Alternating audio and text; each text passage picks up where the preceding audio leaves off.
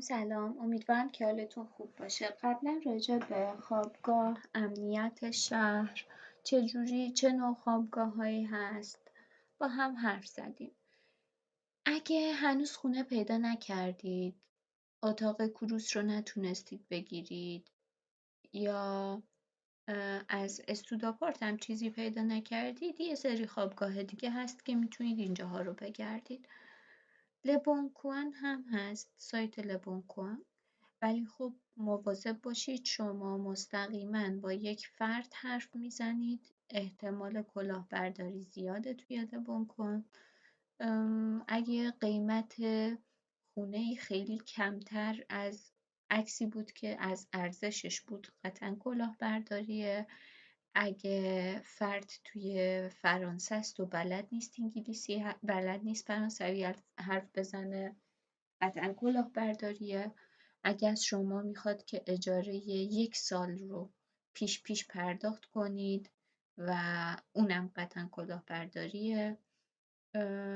چیزایی که به نظر خودتون، درخواستایی که منطقی نیست رو اصلا سمتش نرید. مثلا توی بک‌گراندش نوشته که من اصلا هند زندگی میکنم، خونم توی فرانسه است، میخوام اجاره بدم، قطعا سمتش نرید. اگه حاضر نیست به شما خونه رو نشون بده با ویدیو کال و میگه که من مسافرتم الان، تو بیا الان پرداخت کن، من عجله دارم، بعدش من برگشتم برات مشخصات رو میفرستم، باز اصلا زیر بارش نرید، چون خب مسافرته میتونن برگردن و بعد خونه رو اجاره بدن، شما خونه رو ببینید بعد تصمیم بگیرید که میخواید یا نه. پس وقتی لبونکوان استفاده میکنید مواظب باشید. حالا سایت های دیگه، این سری خوابگاه ها، دوتای اولی که معرفی میکنن خوابگاه های خصوصیه، یکم قیمتش گرونتره. اگه بودجه‌تون اوکی و دوستش دارید، خوابگاه های خوشگلیه، میتونید انتخاب بکنید. فقط مواظب باشید، برای شهر پاریس خوابگاه خیلی پرته. بقیه شهرها رو هم چک کنید روی گوگل مپ. مثلا اورلئان هم باز پرته، 2 تا ترام باید بگیرید تا ترام بی رو باید بگیرید تا مرکز شهر، از اونجا هم ترام رو عوض کنید که برسید به دانشگاه. برای پاریس هم خیلی خوابگاه ها خوشگله، اما جاهایی احداث شده که پرته یا ایمنیش کمتره، یعنی محله‌ای که همه میگن اونجا خونه نگیرید یا اونجا شب بیرون نرید، اینجور چیزا، اونجا خوابگاه هست. یکی از خوابگاه ها، اولین خوابگاه اینه، لبلزنه، که توی شهرهایی که میبینید شعبه داره. مثلا اگه بیایم نانسیش رو چک کنیم،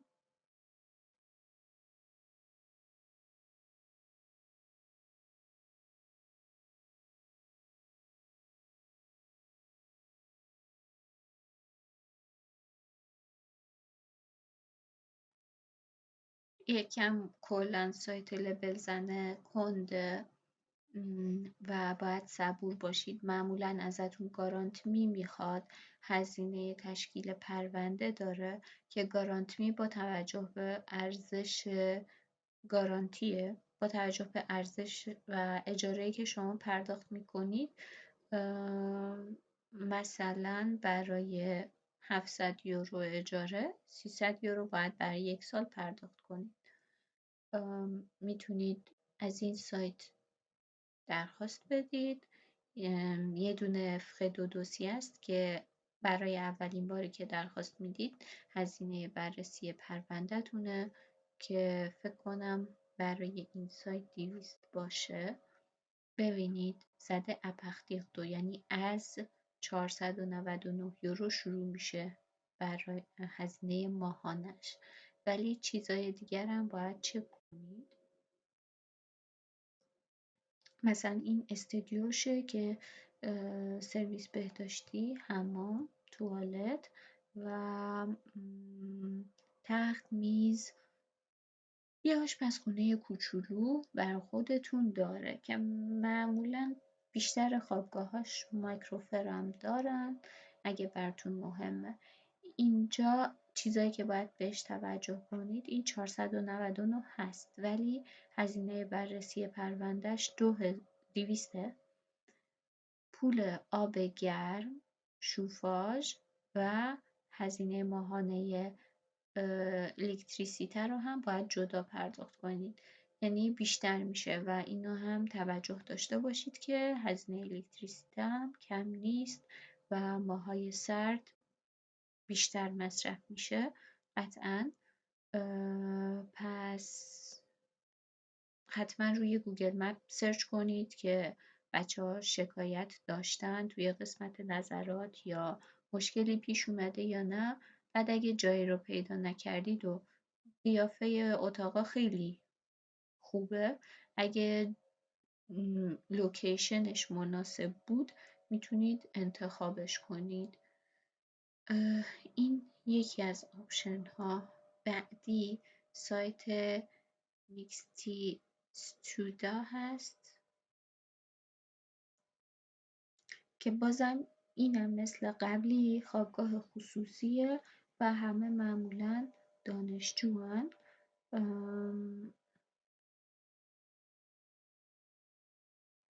شهرهایی که این خوابگاه رو داره اینجا میبینید و مثلا اگه پاریس رو انتخاب کنید برای افرادی که ترجیح میدن با کسی اتاق رو شیر نباشن، استودیو میخوان، ببینید قیمت ها از این حدود شروع میشه. ولی اگه توجه کنید بیشتر خوابگاهاش، خب خوابگاه داخل شهرم داره، ولی اگه پاریسید سعی کنید سنت دنیس اصلا سمتش نرید. خوابگاه های اینجا حتی اگه هزینه‌ش هم کمتر بود انتخاب نکنید.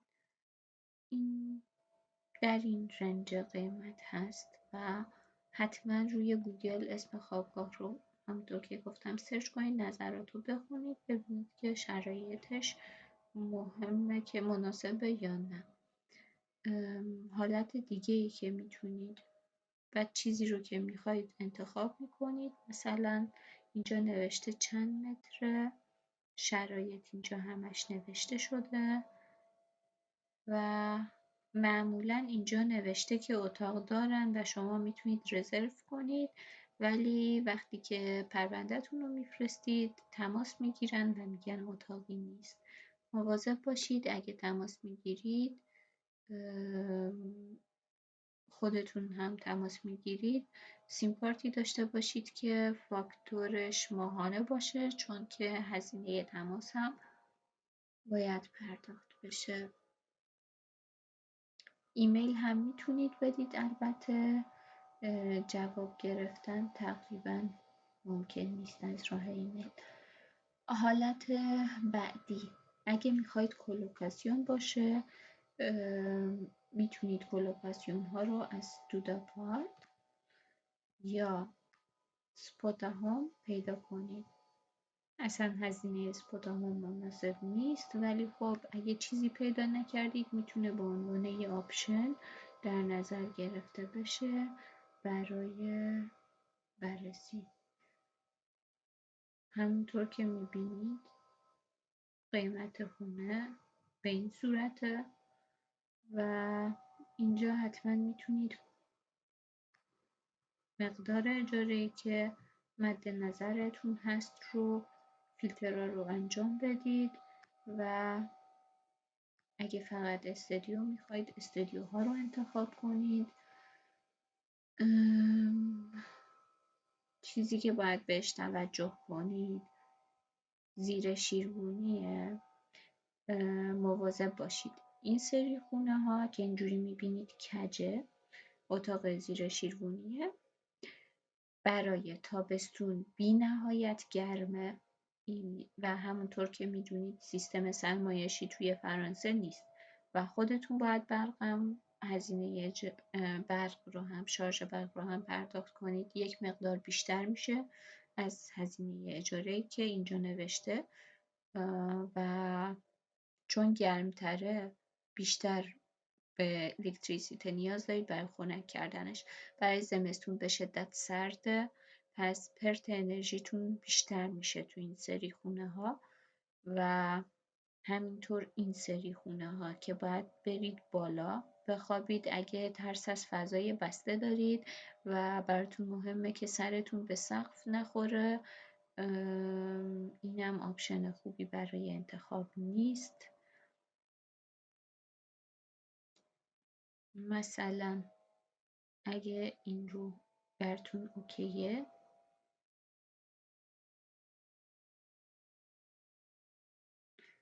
چکینش 4. خب حتما تاریخ رو چک کنید که بعضی وقتا اینطوری هم میتونید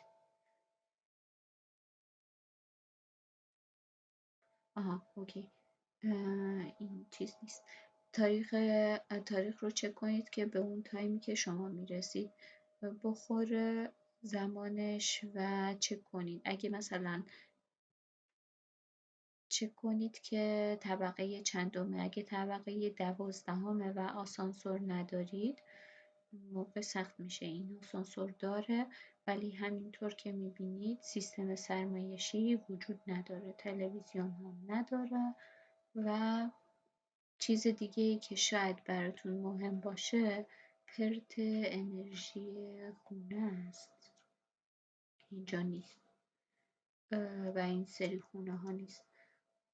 اون رو هم سعی کنید تا دی باشه که اگه خونه قدیمیه اینا پرت انرژیش بیشتره خونه آجوری نگیرید چون پرت انرژیش بیشتره اگه دیوارا آجوریه و خودتون میبینید که اصلا گچکاری اینا نکردن و یه سری نکات دیگر هم رعایت کنید وقتی که خونه میگیرید و حتما بهشون زنگ بزنید درخواست ویدیو کال بکنید که مطمئن بشید اوکیه براتون. آپشن دیگه استوداپارته که قبلا توضیح دادم این سری شهرها رو داره اگه بخواید خونه بگیرید اگه بنگاهی باشه شما یه هزینه فقد و دوسیه به استوداپارت میدید یه فقد و دوسیه به بنگاهی میدید یعنی 2 تا هزینه فقد و دوسیه رو پرداخت میکنید بعد خونه رم که میتونید درخواست کنید ویدیو کال معمولا براتون عکس و فیلم میفرستن ولی خب با توجه به اجاره و درخواستی که صاحب خونه داره میتونید ببینید درخواست منطقیه یا نه. آپشن دیگه ای که میتونید ازش خونه بگیرید سولوژه است. هم خونه داره هم کلوکاسیون نشد که یعنی خریدن روبه رو میزنیم که چیز باشه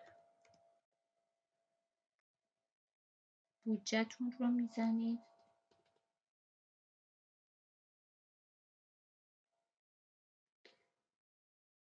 اینجا هم PS میتونید اگه فقط استودیو میخواید رو اعمال کنید و براتون آپشن هایی که هست رو میاره این مثلا زیر شیطونیه و طبقه 6 هست اگه آسانسور نداشته باشه یکم براتون سخت میشه. آپشنی که مد نظرتون هست رو پیدا کنید بعد اگه اینجا بنگاهی رو نوشته بود سایتش رو چک کنید و بهشون زنگ بزنید. این سایت که معمولا جواب نمیدن و درخواست برای یه خونه زیاده و اسمتون میره توی لیست انتظار و اینا یکم دردسر میشه. میتونید تلفنشون رو بردارید و از این قسمت و خودتون زنگ بزنید و درخواستتون رو بیان کنید احتمالاً جواب میدن اگه نه که یه دونه آپشن نداشته باشید آپشن های دیگه ای هم مد نظرتون باشه. آپشن بعدی نیوما هست. اوکی. که جایی که هستید رو انتخاب میکنید که مثلا پاریس ایل دو فرانس میشه.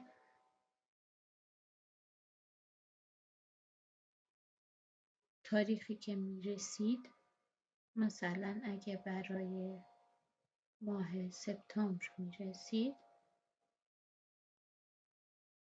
و تا کی تا 1 سال بعدش چند نفرید؟ 1 نفرید. آپشنایی که میاره رو میتونید ببینید و میتونید زنگم بزنید. ولی خب تقریبا نوشته رزیدانس ولی قیافه شبیه هتل. میتونید چک کنید. معمولا اینجا هم میشه اتاق پیدا کرد. سایت آخر نیست، این اپ رو میتونید روی گوگل پلی پیدا کنید و اینجا هم میتونید پیدا کنید. آخرین آپشن 20 کمپوس هست که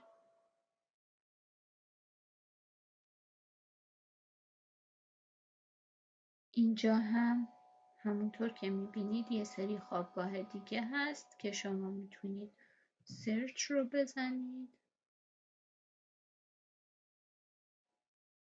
شهری که هستید رو انتخاب کنید.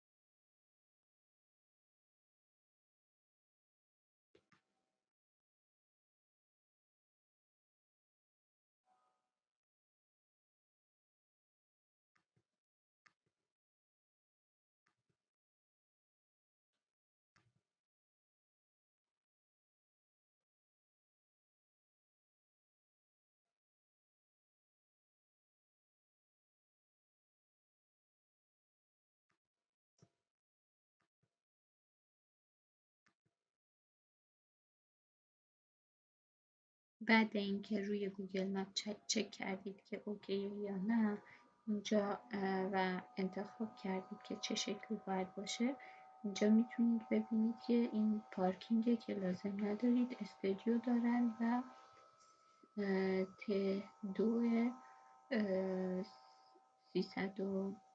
333 متر مربعی. هزینه ماهانش اینه که شامل شارژ و مالیاته که سایت رو بالا نمیاره امروز متاسفانه.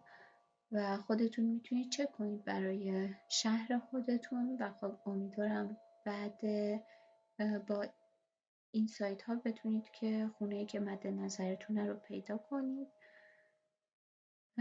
اگه سوالی پیش اومد براتون یا چیزی رو خوب توضیح نداده بودم یا هر سوالی که داشتید میتونید توی کامنت ها بپرسید. روز خوبی رو براتون آرزو